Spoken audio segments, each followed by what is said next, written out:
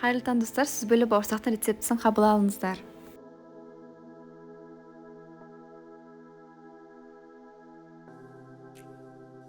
Бізге алдымен керегі 400 грамм сүзбе, 1 жұмыртқа, 2 ас қасық қант,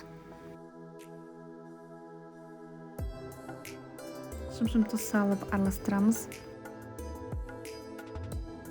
1 шай қасық қопсытқышты 250 грамм ұнға салып араластырып, сұйық массамызды қосамыз.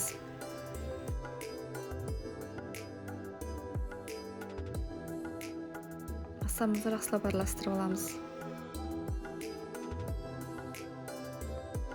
Массамыз кішкене қолға жабысқақ болады. Егер қолға қатты жабысқан жағдайда қолымызды суға немесе ұнға батырып аламыз. Майды бауырсақ пісіретін кездегідей толтырып құйып аламыз. Сүзбелі бауырсағымызды қуырып бастаймыз.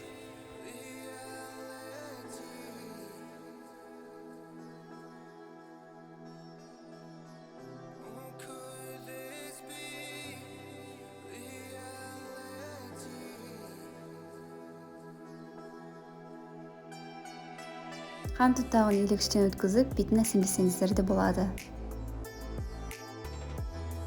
Міндетті түрде жасап көріңіздер, ас болсын.